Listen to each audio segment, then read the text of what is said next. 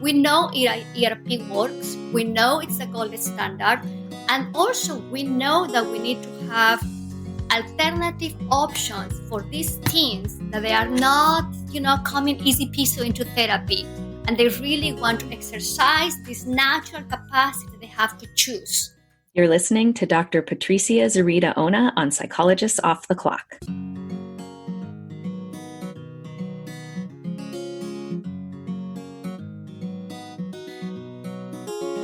We are 4 clinical psychologists here to bring you cutting-edge and science-based ideas from psychology to help you flourish in your relationships, work, and health. I'm Dr. Debbie Sorensen, practicing in Mile High, Denver, Colorado. I'm Dr. Diana Hill, practicing in Seaside, Santa Barbara, California. From coast to coast, I'm Dr. Yael Schoenbrunn, a Boston-based clinical psychologist and assistant professor at Brown University. And from sunny San Diego, I'm Dr. Jill Stoddard, director of the Center for Stress and Anxiety Management. We hope you take what you learn here to build a rich and meaningful life. Thank you for listening to Psychologists Off the Clock. If you are a psychologist, social worker, marriage and family therapist, substance abuse counselor, nurse, or other mental health professional or student that's interested in developing your skills in ACT, which could be particularly helpful right now for your communities and clients, we highly recommend you check out some of the online programming at Praxis. You can find them at praxiscet.com. They have trainings in ACT 1, sort of foundational training in ACT, as well as applying ACT with specific populations. They have training in using ACT for trauma, as well as ACT with teens in the DNA-V model, ACT for OCD, ACT with parents. It's a great resource, and we hope that you can check them out at praxiscet.com. You can also find them on our website. Take care. Hi, everybody. It's Jill here, and I'm here with Yael, and we have an episode today with Dr. Patricia Zurita Ona, or Dr. Z, and she came to talk to me about her new workbook that is treating teens with obsessive-compulsive disorder. And we recorded this episode before the pandemic and before we all ended up in quarantine. And, so we're aware that in this current context, people's anxiety levels have really increased, and certainly those with OCD are struggling, especially OCD that's contamination related. And so we didn't talk a lot about specifics around OCD and the obsessions and the compulsions. But Debbie's going to be interviewing Dr. Lisa Coyne in a future episode where they will be able to talk about that. In this episode, though, we talk a lot about a novel treatment approach to OCD, which combines exposure and response prevention, the gold standard treatment for OCD, with acceptance and commitment therapy. And Yael, I'm curious about your thoughts about the episode. Well, I loved it. I love the idea of combining this gold standard treatment that, I'm just remembering back to being taught exposure and response prevention in grad school and how powerful it is to have that learning happen around areas that create so much anxiety for so many individuals. What's so beautiful about incorporating acceptance and commitment therapy with exposure and response prevention, and Dr. Z talks a lot about this, is that ERP is really hard to do, right? If somebody's terrified of spiders and you are asking them to draw nearer to spiders and expose themselves and not to engage in those avoidance behaviors, it's really terrifying. It's extremely uncomfortable. It's so aversive. And ACT really gives people a lot of strategies to find values that can carry them through, to develop mindfulness and awareness. And so I love the way that she combines them. It's such a more approachable treatment, I think, when you put those two together. Yeah, absolutely. I agree. And I've noticed that with my own clients and in my own life as well, that anytime you attach values or what matters deeply in your own heart, it increases the willingness to do hard things. And I think she does outline that well. And there's a lot of really cool strategies that she talks about in here with a particular focus on the choice point, which is a sort of simple, not easy, but simple way to think about approaching feared stimuli in a way that's connected to values. And that frankly, I use myself lots of times throughout every day, whether it's based on something fear related or just, making a choice that's either in the service of avoidance or being more comfortable or in the service of my values and being the person I want to be. So I think people will get a lot out of learning that in this episode. Yeah, I loved both of your references in the episode to Man's Search for Meaning, because he talks a lot about choice in there, that, circumstances can be dire, but we always have a choice in how we respond. And I think you and Dr. Z talk a lot about that. The other quote that I love that's quoted in Man's Search for Meaning is the Nietzsche quote, "He who has a why can bear any how." And that's really a reference to the power of values. I love that. And I think that could not be more relevant than it is right now, as we're all home together, struggling through this pandemic and quarantine, and knowing that in between stimulus and response, there's that place for choice. Yeah. And we're presented with those opportunities to choose based on values many, many times throughout every day. Okay, well, enjoy this episode with Dr. Z. Hi, everybody. It's Jill here, and today I am thrilled to be interviewing my friend and colleague, Dr. Patricia Zurita Ona, or Dr. Z, as many call her. She's the author of the amazing new book, The ACT Workbook for Teens with OCD, Unhook Yourself and Live Life to the Full. Dr. Z is a licensed clinical psychologist in California. Her clinical work started first as a school psychologist and then as a clinical psychologist. She has significant experience working with children, adolescents, and adults with OCD, trauma, anxiety, and emotion regulation problems. Dr. Z is the founder of the East Bay Behavior Therapy Center, a boutique therapy practice where she runs an intensive outpatient program integrating acceptance and commitment therapy, or ACT, and exposure and response prevention, or ERP. Her clinical work is dedicated to helping all her clients to get unstuck and live the lives they were meant to live. Welcome, Patricia. Thanks so much for coming on. Thank you so much for having me. I'm super excited to be chatting with you today. Good. I'm excited to be chatting with you too. So we heard your bio just there, but I'm wondering if you could start by telling us a little bit more about yourself. And specifically, I'm interested in your background and what led you to a career focused on the treatment of OCD. And I'll add one other thing to that too, is you seem to kind of have this dual expertise where you're doing OCD, anxiety, trauma, but then also emotion regulation and DBT. So I'm interested in how you kind of landed in both of these areas. That's a great question. So one of the things that happened to me personally is that I had my first panic attack in my early 20s when I was driving on the freeway, and I actually had an intrusive image. I saw myself die in a car accident, and I started hyperventilating. I hold the wheel really, really hard in the car. And I really had the first experience with something so uncomfortable, and the fear. I was petrified with fear about this image about dying. Since then, since very early, anxiety has morphed in different ways in my life. I had fears about making mistakes, fears about choosing the right partner, fears about public speaking, fears about making the right financial decision. So I think in my life, I had to learn to overcome my own relationship with fear and just really learn to make room for fear and do the things that are really important to my heart. So I'm coming from a place of speaking from the inside out about how it means to be paralyzed when you're stuck with fear. Professionally, I was very fortunate that during my doctoral training, I bumped into my mentor who became a long life friend, Matt McKay. And he is very passionate about working with emotion regulation, complex presentations. So over the years working with him, that's how I developed expertise. It was through my work, in collaboration with him, through different projects that we did together. However, the evolution of my clinical work has gone from working on emotion regulation through fear-based struggles, which is really what I relate a lot, whether that's working with clients with social anxiety, chronic worry, analysis paralysis, people that get stuck making a decision. I think my heart has landed there. And it was, I think, in some way, a natural evolution from approaching general emotion regulation problems or stuff that is driven by multiple emotional states to this particular niche of how are we responding to fear. So that's a little bit the sequence that I had on my training.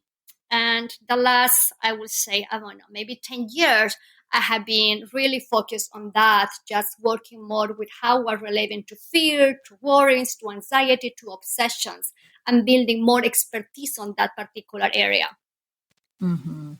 Well, you seem to have a special place in your heart for OCD specifically, and this workbook that you've written is fantastic, and it clearly shows your passion for treating OCD and for helping teens who have OCD. Is there anything specific about treating OCD that you find particularly inspiring? Or I always joke, I'm also an anxiety expert, and I always joke that anxiety gets my heart beating. It's my like dorky mom joke. I love it. Is there anything about OCD that you feel specifically drawn to? Yeah, thank you for asking that question. I think one of the things that we know so far is that when a person gets stuck with panic attacks or with social anxiety, it usually takes them 1 to 2 years to ask for proper help, to go to therapy. When a person gets stuck with OCD, we're looking at 8 to 10 years of really suffering and struggle with these obsessions before asking for help. And I have witnessed that many times in my practice. I'm sure you have seen the same. So how OCD gets undiagnosed, and despite mental health professionals, we're doing our best to share about the effective treatments, we still have a large number of people that they don't know that is struggling with OCD, and they go into massive degrees of avoidance or massive copying, trying to replace thoughts, trying to do EMDR, trying to do biofeedback, trying to do touch therapy, and all types of interventions. They simply make the OCD worse. So for me, that was one of the things that I witnessed firsthand, as many clinicians, how OCD can be really paralyzing in a person's life to the point that makes them doubt who they are, right? Do they really, really mean that? Do they have hidden intentions? Is there something dark within themselves? And that's really, really, I think, heartbreaking. I have seen that with the kids, with adults working. So I think the degree in which OCD can severely affect a person's life, it's really humongous. And I think that we always have to do a better job disseminating and sharing information about what OCD is, not what the social media has trivialized. Mm-hmm. I relate to that so much. And I think one of the most heartbreaking things I see in my own practice is when people come with OCD, similar to what you said, where they've had actually harmful past therapy experiences. But the thing I see specifically is people who have harm OCD, where, they're afraid that they're either going to have an impulse to hurt themselves or to hurt someone else, or they may have an impulse to engage in inappropriate sexual behavior with a child or a family member, that when they get really brave and confess these really difficult thoughts to providers who aren't really educated in what OCD is, they're misunderstood as being suicidal or being a danger to other people. And it's just so incredibly damaging that the pain that these folks are struggling with already on their own, and then they trust and open up and share these obsessions, and then essentially are misdiagnosed by people who don't understand. So it's a cause that's very close to my heart too, is trying to get more information and education out there. And we've actually had a number of people reach out to the podcast requesting more episodes that are specific to OCD. So I think people are going to be really happy to hear from you. Well, I really relate to the experiences you shared, and I appreciate the effort you guys are doing to put that word out there about effective interventions for OCD. I think I encountered the same thing a couple of weeks ago.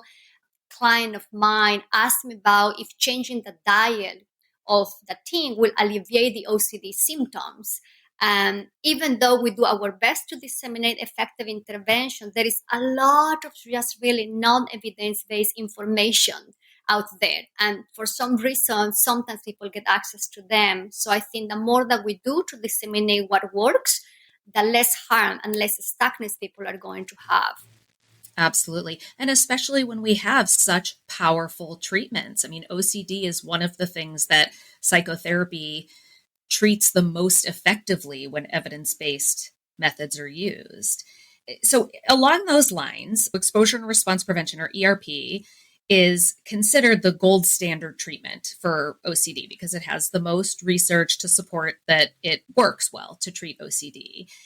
And you did something really cool with this workbook. You combined traditional ERP with acceptance and commitment therapy.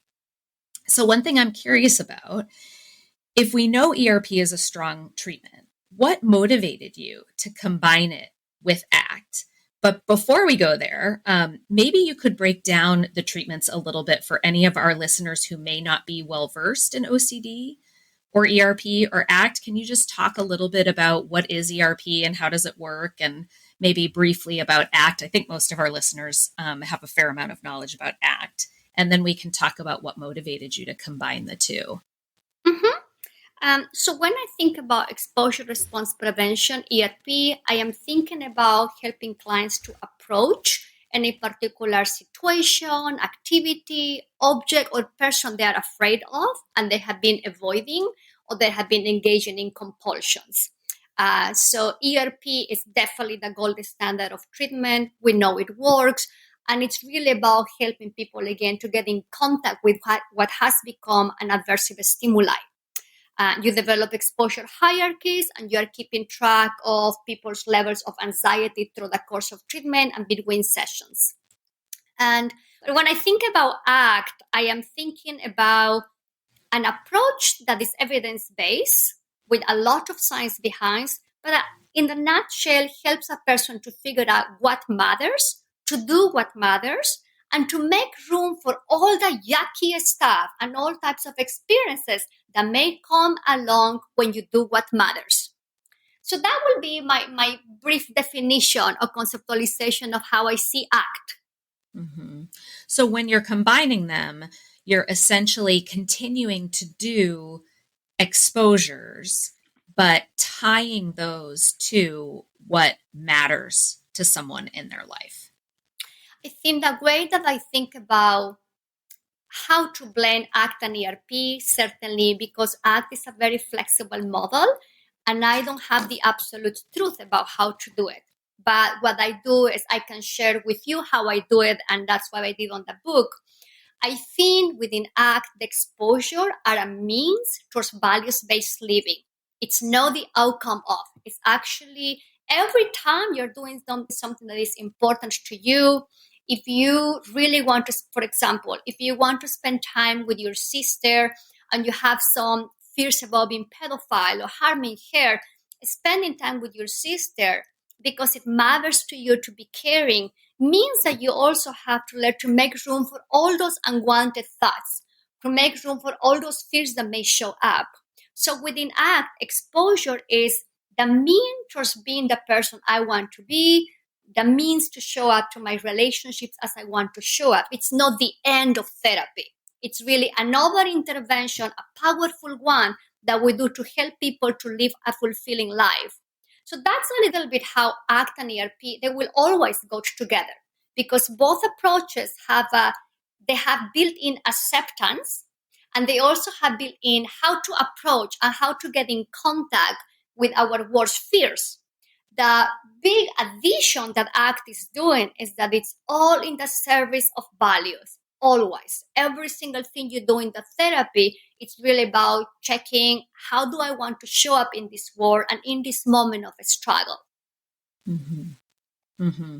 So from a theoretical standpoint, people who have been trained as cognitive behavioral therapists, and ERP is a specific type of cognitive behavioral therapy, who are then trained to do acceptance and commitment therapy, sometimes get stuck in that, ACT is under the larger umbrella of CBT, but they're theoretically very different.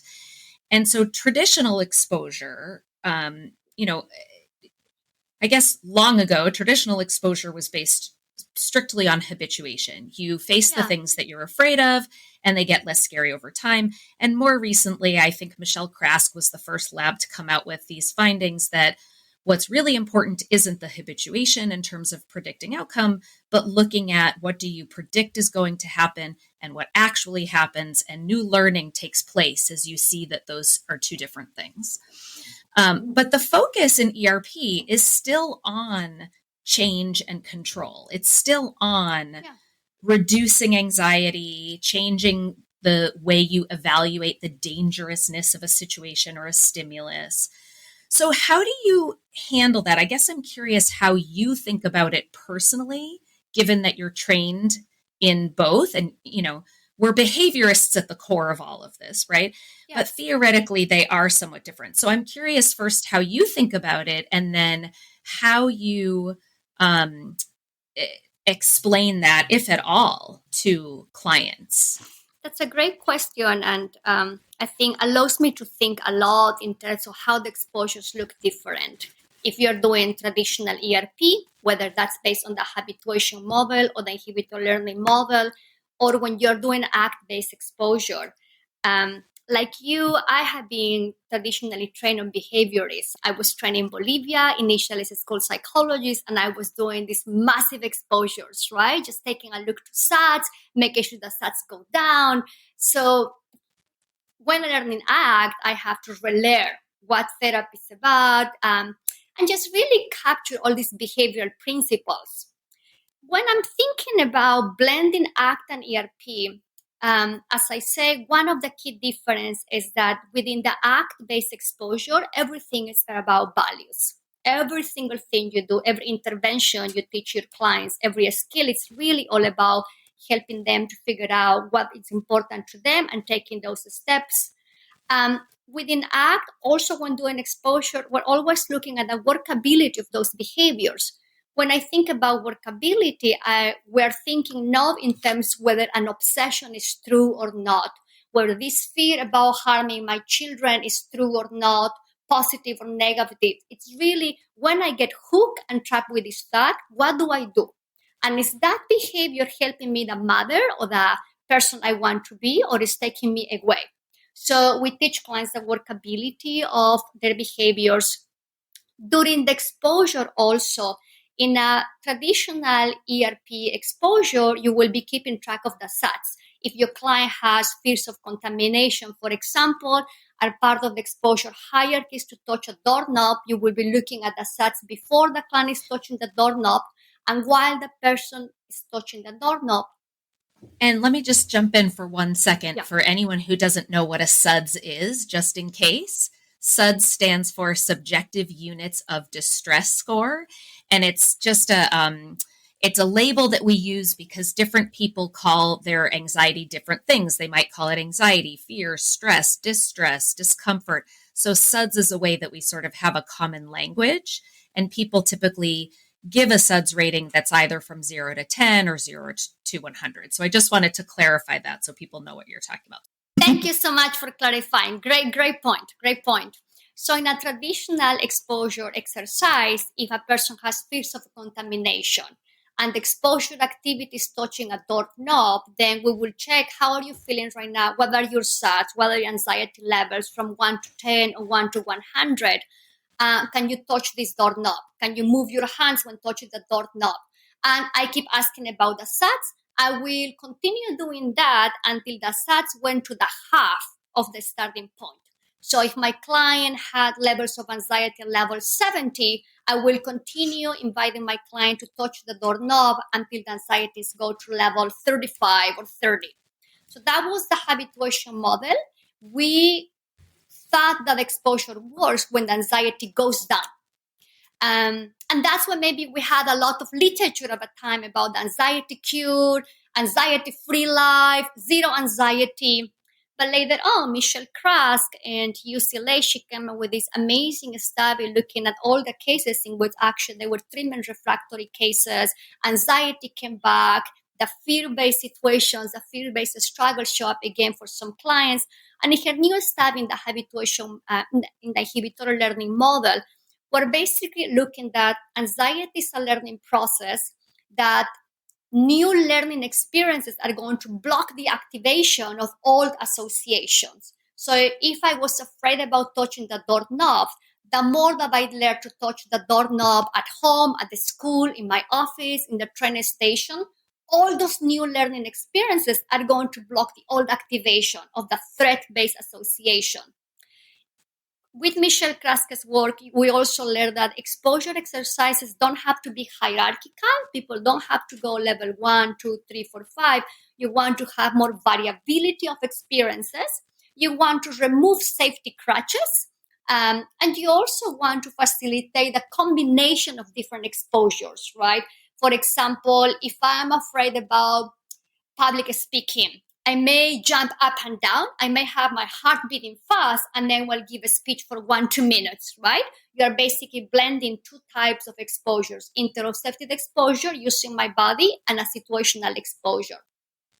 So ACT capitalizes and augments the findings of inhibitory learning model. The difference is that in the process of doing exposure, you're not looking track at the SATs. Again, the model is very flexible. It's quite likely that within the ACT community, there are therapists who still keep track of the SATs. I don't. I am more interested in looking how my clients are relating to internal processes. So I will ask questions like, okay, are we having the thought? Is the thought popping up? Are you getting hooked on the thought? Can we loosen up? What do we need to do to loosen up to the thought? Is that emotion kicking in? How do we want to relate to the thought? In this moment, what are the choices for us? So I am more interested in how my clients are relating to those thoughts, those images, to those sensations that are aversive for them. And basically, I'm keeping track of the processes, right? I'm keeping track of acceptance. I'm keeping track of diffusion. And I'm always going back to, okay, what works? So what do we do right now? Here we are facing this doorknob. And your mind is telling you all this stuff. Don't touch it, run away, right? As fast as possible, bolt to the therapist's office. What do we do with that? By that time in the exposures also, we have built some of the skills like naming the obsession, visualizing the obsession, singing some of the obsessions. So the exposures within the ACT model, they are so much more interactive. They are not these clean cut exposure exercises as you may have had in other models, and certainly as I had been trained before. They are more engaging. They are more interacting in the room. I'm keeping track not of the SATs or whether the anxiety is going up and down. I'm keeping track how we are relating to the insight noise that is showing up. So that will be another difference. The other difference that I noticed within the ACT model, at least for me again, because other therapists may have a very different approach, it is important in my work to create a frame or context of change in the work with my clients. So when I have a new client, it's not that we're going to jump right away in that session to do a values-based exposure menu and then approach it. I am more interested in deconstructing and unpacking all these messages they have received about fear, worries, and anxieties. Because even though we are familiar with the anxiety is always going to pop up, our clients are not. And they have hundreds of years of socialization that fear is a bad thing, that anxiety is a sign of weakness. So at the beginning of treatment, when I talk about creating this frame of change, in terms of intervention, I am going to be doing some values-based clarifications. And they're really looking at all those messages that we have about fear, about anxiety, and looking how they work, what are the behaviors that come along with them. And then we look at how all these OCD episodes have actually been blocking my client's life. And then we develop in the values-based exposure menu. Now, the other difference when you are blending ACT and ERP for exposure is that, at least for me, I am paying attention if my clients are approaching the exposure as powering to them. I have to do it. I want to get rid of this experience, because that will defeat the purpose. I am not saying that we shouldn't help clients to get out of the comfort zone. Absolutely. That's the purpose of exposure. And a values-based life is going to have that. But what I'm also very interested in is building the capacity to choose how to respond to this annoying experience and watching out if that's becoming another controlled response. Like I have to control this anxiety, have to control this obsession. So I think in the exposure work, right, I'm watching, is my client, powering through and just getting rid of this? What are we choosing? I'm going to make a room for this. I'm noticing that I'm making a fist with my hands so this bad thing doesn't happen. Am I going to release this? I'm going to step back. So I think in that sense, the exposure also looks very different. If you're looking for a great way to support us here at Psychologists Off the Clock and make your life easier and healthier, you should go to my new favorite online store, Thrive Market. Thrive Market carries all your grocery and household essentials with the convenience of getting everything online and then quickly shipped right to your door. And right now, you can get 30% off your first order plus a free $60 gift if you go to thrivemarket.com/POTC. I love that I can use specific filters to curate my shopping experience so I can find organic meats and low sugar snacks for my kids. Plus, when you join, they give to a family in need. How cool is that? So join in on the savings with Thrive Market today and get 30% off your first order plus a free $60 gift. Go to thrivemarket.com/POTC for 30% off plus a free $60 gift. That's THRIVE market.com/POTC. thrivemarket.com/POTC. I know I talk about my kids a lot, but I also have two adorable dogs, Tilly and Hazel. We love to spoil them, which is why we love Whole Life Pet. Whole Life Pet makes single ingredient treats, meal mixers, supplements, and hydrating snacks for both dogs and cats. And if you try out Whole Life Pet, you're surprising your pets with fun new flavors while also supporting Psychologists Off the Clock.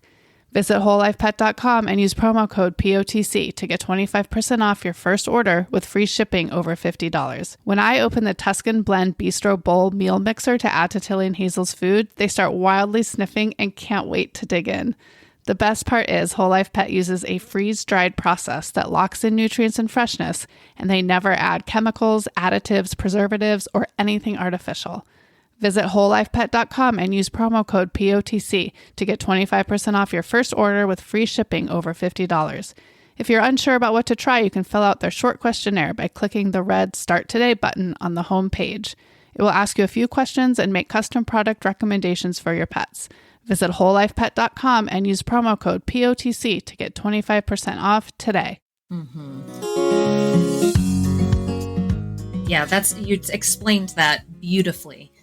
And you just brought up the word choice a couple different times. And one of the main ACT strategies that you discuss in this workbook that I haven't seen used before with OCD or with teens is the choice point. So can you walk us through that a little bit, what the choice point is and how teens with OCD would use it? Will it be okay if I give you a little bit of background about where I was coming from when thinking about the choice point? Absolutely. That's the most interesting, juicy stuff. Let us hear it. One of the things that happened to me, and you may have encountered this as well, there were years ago when I was working with a family. The family came because the kid had OCD, and this kid walked in the room completely upset about being in a therapy office. He was so fed up because he saw other therapists. The parents were getting cranky with him. My client had fears of contamination and was in therapy for 3 years, but nothing moved him. He just didn't want to work on this. It's a very tough situation for parents, and it's difficult for the teen and for the therapist too, right? We all know how that feels. It's just a hard moment, right? But there was something really powerful in the conversation I had with the team. So when I checked, I get that it's absolutely hard to be here. Can you walk me through that? What's the hardest part about being here with another therapist? And the teen was very real. And he told me, my parents are pushing me. And the therapist sometimes just tell me that I have to do this. I just don't like to be told what to do. So to me, that was really this aha moment in which, if we think about adolescents, teens don't like to be told what to do, what to think, or what to wear. They're actually in such an amazing time, developmentally speaking, in which they are exploring, they are curious, they are trying. So if we are framing therapy as something that the parents tell a teen to do, even though we know it's with love, even though we know it's with caring, and the teens don't have too much of a choice or a saying, it's a tough thing. So with anxiety, it's already scary. It's tough work to be facing the things that we're afraid of. So when I was talking to this teen, that was again the aha moment for me to realize that we know ERP works. We know it's the gold standard. And also we know that we need to have alternative options for these teens, that they are not, coming easy peasy into therapy. And they really want to exercise this natural capacity they have to choose about a bunch of things. So that was a personal story. And for years, I tried different things up and down. My clients always gave me the best feedback as possible. So that choice point, it's certainly a graphic that I use in my work to map every single exposure session. So after I do values work with the teens and we develop the values-based exposure menu, then I introduce them to the choice point. While it's a graphic that I use every single session, it's also another retrieval cue for my clients to remember that they can always choose. When their mind comes up with an obsession, they can choose how to respond to that obsession, and they can check whether they are going to be making moves towards their values or they are going to use skills to get unhooked from the obsession. So at the end of treatment, the main goal, it's not too much to be using the paper and pencil or the choice point, which is fun and help us for learning processes. But it's really to augment the teen's capacity to choose how to respond to the yucky stuff that shows up with obsessions. Mm-hmm.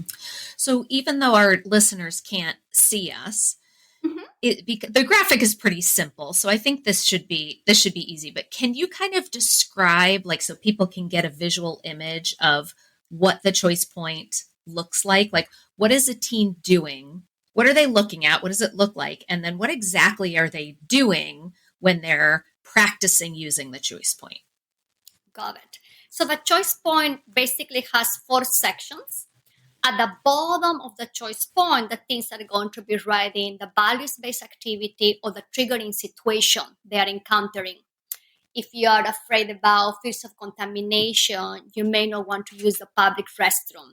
If you are afraid about someone stealing your knowledge, you may be avoiding certain person.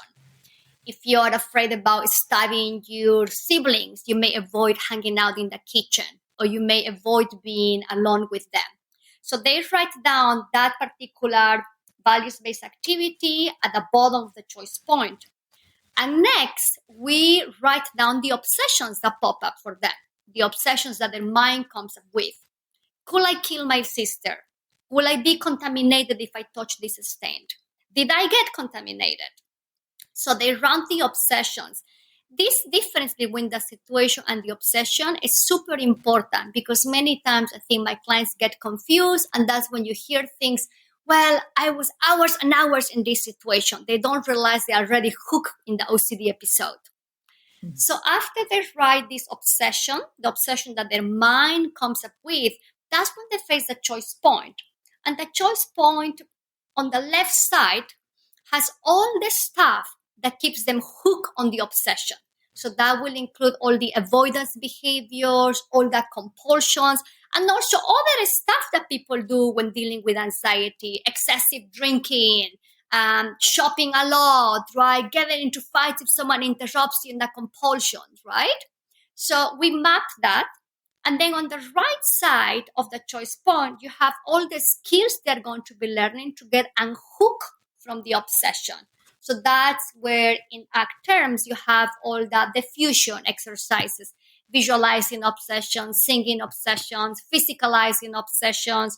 You also have acceptance exercises. I also wrote in the book a skill that it's refocusing, which is choosing with flexibility where you're going to put your attention. Are you going to put your attention in the inside nose or in the outside?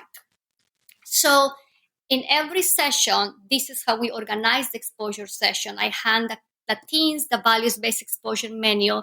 They choose what they're going to work on, and then we map. We map basically the choice point. We write on the situation, the exposure exercise we're going to do, the most common obsessions they encounter. In the left side, they write down all the things they do that keeps them hooked. And on the right side, we keep adding all the active skills they are learning, primarily the fusion and acceptance and the exposures they're willing to do. So that's how I do it in every single session. But again, the biggest thing is that the graphic is very user friendly. The teens like it, they relate to it. But at the core, the choice point really, at least my intention was capitalize and remind the teens that no matter where they are, they have it within them, this natural capacity to choose. We just have to remind them of that skill they have already. Yeah. And I think you made that really clear in the workbook. And I if I'm remembering correctly, you started with the choice point to really get them used to it. And they practice it again and again and again while you're laying out the rest of the ACT and ERP skills and knowledge with a constant returning to the choice point. And it's just so developmentally appropriate, as you were saying before. This is a time in their lives where they're supposed to be individuating and they're supposed to be practicing making independent choices. So I think it is such a good fit for this age group. And not only is the graphic, I think, simple and easy to grasp, like essentially what you're saying is in any given moment, I have a choice that I can make. And either I'm going to get hooked and engage in experiential avoidance, which usually pulls me away from my values and the life I want to live, or I'm going to practice being psychologically flexible, using willingness and diffusion and making choices that move me in the direction of my values and what's important to me. And I think that once you get the hang of it, which isn't difficult, I mean, it's difficult to practice, of course, but it's a simple concept, even though it's challenging to do it. It's a pretty simple concept. And because the graphic and the idea is simple, I think it's really easy to internalize and bring with you without needing a book and a worksheet. I practice this myself all the time in the simplest little decisions, not just, OCD exposure type things. But when I came to my office today, I had a moment to choose to either take the elevator or take the stairs. That's a choice point. And the comfortable thing to do is to take the elevator, because the stairs, it's a pretty big staircase and it makes my legs burn and it makes me out of breath. And that's a choice point. Am I going to take the easy way because I don't want to feel discomfort? Or am I going to choose the stairs because I want to be a person who chooses to move their body even when it's hard and uncomfortable, because that's what's better for me. And that's the kind of person that I want to be. And I think once you start thinking in this choice point sort of way, it can be something you can so easily pull out moment to moment to moment to moment, because we're faced with these kinds of choices all day, every day. It's not just the big stuff. It's not just the exposures. So I think, this is a workbook for teens with OCD, but when these teens learn this choice point, they're going to be able to use this in so many different aspects of their life, even beyond OCD. It's great. Yeah, I very, very much appreciate what you add. I do completely agree with that. I think throughout our day, in every single moment, we're making a choice. Am I showing up as the person I want to be in this moment of struggle? Or am I pulling away from that? And I think my biggest goal, again, was to build that capacity in the workbook. One thing that you notice in the book, it is true. I think I started up front with a choice point before doing any exposures, because I wanted to create more this frame of change before developing the values-based exposure menu. Again, many clinicians, many ACT practitioners may have a different style, but for me, I have been very invested in creating this context of change, really capitalizing what values add to therapy and building every single thing from that. So that was why I didn't jump quickly into doing exposure. I talk about what exposure is and what ACT is about, how they go together, but I did start up front with a choice point, and I built skills. I built all the diffusion, the skills that are breaking down, right, into maybe 20 skills, and then we approach. The reason for that also is when creating this context of change, and when the teens were doing, and they are doing stuff that matters to them, they are approaching life and they are approaching some of the discomfort that comes. may not be triggered by the obsession, but they are, they are still approaching other uncomfortable experiences that show up in their way. So they're also building the muscle of handling the yucky stuff that shows up under their skin. And then in the second part of the book, then we target in particular all the OCD related stuff. Mm-hmm. Yeah, I mean, it's the epitome of experiential learning right from the beginning. And there's a number of, I mean, it's so user-friendly, and there's a number of just great experiential exercises and fantastic illustrations by Louise Gardner, by the way, who goes by the Act Auntie. She's so wonderful. Do you have any favorites from the book? Like, could you give our listeners maybe an example of a metaphor or an exercise or something, either your favorite or maybe something you found to be like particularly powerful or effective that you use with clients? Wow, that's a tough question. I think I get asked that question all the time since I wrote a book about metaphors and experiential exercises. So now I'm putting you on the spot. I'm putting you on the spot that I'm always put on. I see. I think in terms of my favorite metaphors, definitely I think that choice point has been a highlight for me. I think using that to map every exposure session, that has been an amazing experience in the work with the teens. Okay, so here is one exercise, one diffusion exercise that has been very popular in my office.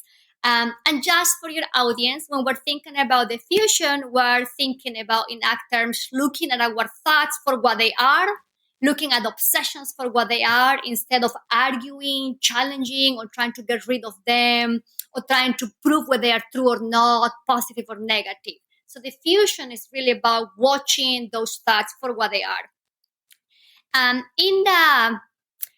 In the process of writing this book, I was thinking, how can I have these micro nuggets for clients so they can actually come and it's easy to use and keeps them engaged? So that's why I broke down diffusion into many exercises. You don't have to, it's all under the same umbrella of diffusion, but I wanted something that keeps the teens engaged.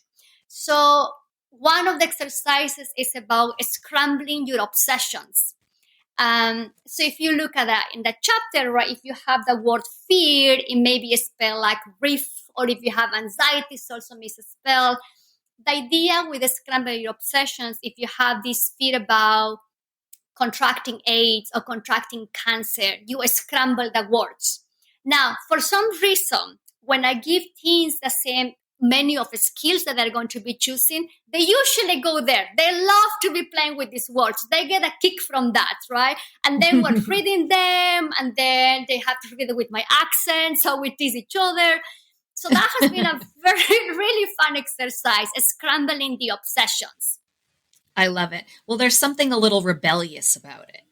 You know, you're in school and you have to spell everything the right way, and you even have spelling tests, and ooh, now I get to purposely spell these words the wrong way. I'm in, right?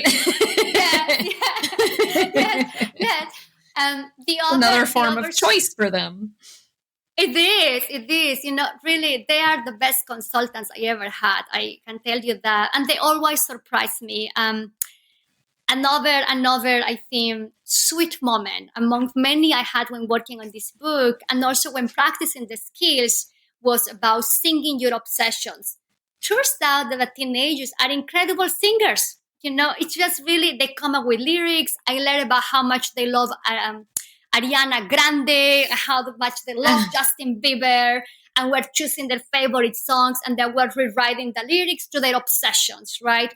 In fact, in the workbook, I have one of the songs that was written by a former client years ago, super sweet, related to the fear of making mistakes, but the creativity they have, and once they found something that they like, how they can actually engage with that, it was just amazing. It always blew my mind.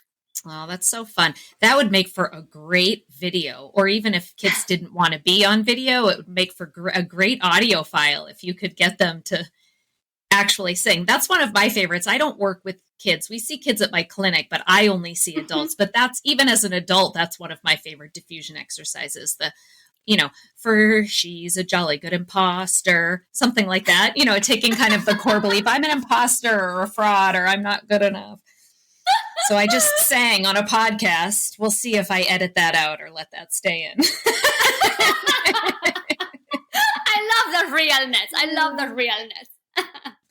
So this workbook is for teens, but I happen to have the inside scoop that you have a workbook for adults, yes, with OCD coming out pretty soon.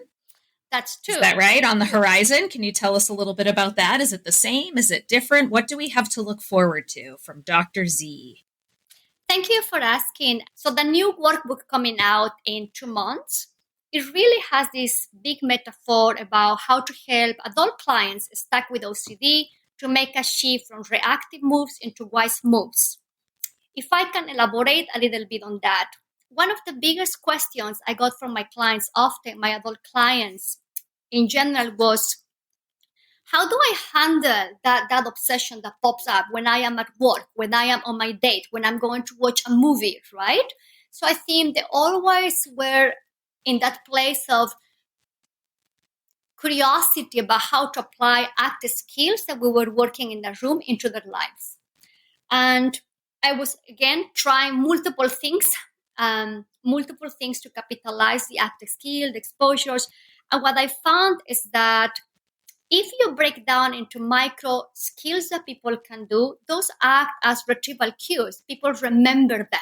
So WISE Moves is an acronym about how you can handle and how you can approach the discomfort that comes during an exposure, whether it's a planned exposure in therapy or it's a situation you encounter in life. And it's also building the skill of watching your mind, stepping back and just watch versus jumping reactively. So that's why the metaphor. Reactive moves will be all about compulsions, reassurance seeking, avoidance behaviors, and other types of coping stuff that people do. And the wise move will be choosing to approach, watching my mind, inviting the obsession, staying there with what's showing up in my body, checking how do I want to respond to this. So that has been a really exciting workbook to put out there, and that will be the biggest metaphor through the whole book also. I love it. Well, you'll have to give us the links to both of these books. And you have, how many other books do you have? 2 or 3, yes, on emotion regulation. Tell us what your other books are. That's very kind of you. One of the things when I was working with my mentor was really, I got surprised with how much the literature has been brutal when we're thinking about emotion regulation, or in particular when we think about borderline personality disorder. If you look at all the books that have been written before the 90s, it's actually quite scary. We're looking at people as manipulative, liars, and all types of awful words. But in reality, I think what we have is a person that is more like a super feeling. Instead of having an emotional dial that you can regulate to emotions, some people are just wired to have an emotional switch that goes on and off. And it just happens that they have rehearsed those behavioral responses in many settings and multiple times. So that's how people develop these chronic patterns of ineffective behavior driven by uncomfortable emotions, shame, guilt, anxiety, fear, you name it. So I wanted to deconstruct how much stigma this population has had, but also I am a big proponent that emotion regulation, it's not exclusive of clients with BPD. I think emotion regulation is something that every single human being encounters. It's a continuum. We do it sometimes effectively, sometimes we do it poorly. And again, it just happened that some clients, they develop chronic patterns. But I don't think we have to continue thinking that BPD is the only presentation that encompasses emotion regulation. I think there are many others in which emotion regulation is at the core of the struggle. And if it's not at the core, it can also be a skill deficit that people have. So there's no reason why we cannot teach emotion regulation to other clients that may not have BPD.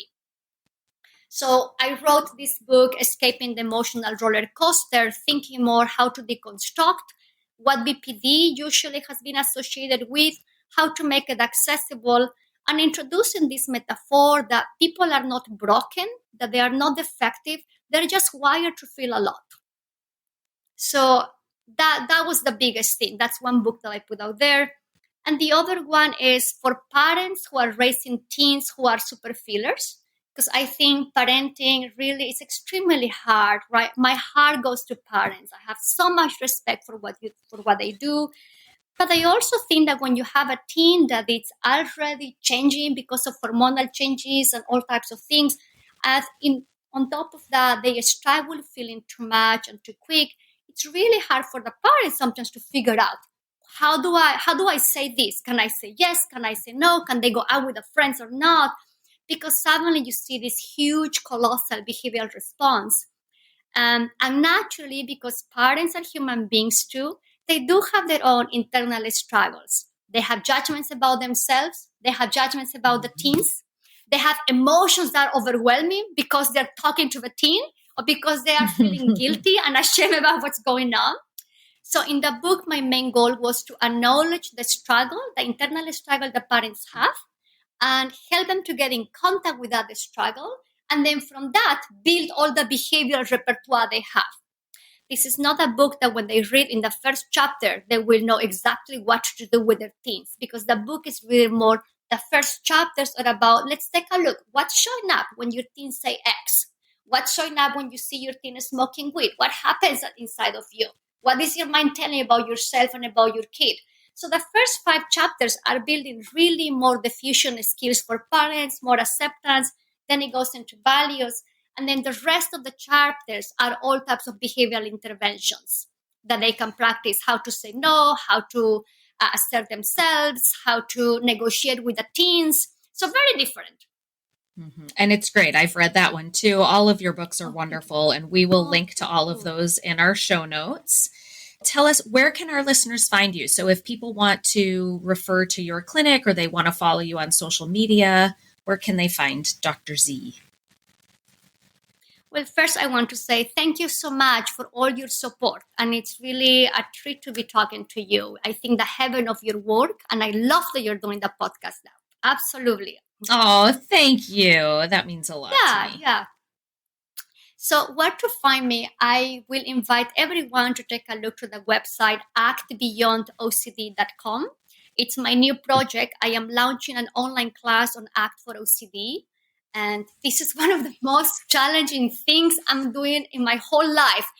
Moving from Bolivia to the States, it's nothing in comparison to just creating this online class. It's really a project from the heart. It's the right thing to do. I'm all about creating resources for the clients I work with. But the best place to find me right now is in this website, actbeyondocd.com. I took a class and I have an Instagram account now. So you can also come find me there. It's actbeyondocd. I didn't know they had Instagram classes. Well, I think I'll have to take that class. I think you're doing great. But when you're a middle-aged dinosaur like myself, I need to take a class. No, I'm the same. I feel way out of my depth in a lot of social media right now. I'm right there with you. I keep torturing my students. How do you do that? How do they do this? How do they do the stories, right? How can I add this? It's really a real moment. But yeah, so I think the best way right now is to find me through Act Beyond OCD. I'm doing everything I can to put a word out there of this new resource, which I am super excited. It's packed with ACT skills, all apply for OCD. Fabulous. And the online class, is that for providers to learn how to treat OCD, or is that for people who have OCD? I got asked that question, and I should clarify. The class is for people who are struggling with OCD. However, that's the idea. Because in my heart, I'm a therapist. I do this every single day of my life. But I think one of the reasons that this podcast is so close to my heart is not everybody can afford to walk through the door at a therapist's office, and I think podcasts and books and online classes, these are more affordable, free or more affordable ways that people can get this the mental health system is broken, right? And we need to be able to have these effective treatments reach more people in different ways. And doing this online means if they're in a rural community or they have transportation issues or they're teenagers who aren't, entirely in charge of their own schedules, it just makes this really powerful treatment more accessible. So I really commend you for doing that. I think that's so great. Oh, thank you so much. And that was the whole purpose. I think I want to have something that has a life in its own and that is accessible, that people can learn skills to have an amazing life and tackle OCD in their phones, in an iPad, in a laptop, in a computer, in a library. So that was the whole premise behind this. Wonderful. Okay, well, Patricia, thank you so much for joining us, and we will put all of that juicy information in the show notes. And it was wonderful to talk to you. Thanks so much. Jill, thank you so much to you and all the team of the podcast for putting this new resource together, and super excited for what you guys are doing. Thank you so much for having me. Thank you for listening to Psychologists Off the Clock. You can find us on iTunes, Facebook, Twitter, and Instagram. Please help us out by writing a review on iTunes. We'd like to thank our interns, Dr. Catherine Foley Saldana and Dr. Katie Lear. This podcast is for informational and entertainment purposes only and is not meant to be a substitute for mental health treatment. If you're having a mental health emergency, dial 911. If you're looking for mental health treatment, please visit the resources on our webpage. We're at offtheclockpsych.com.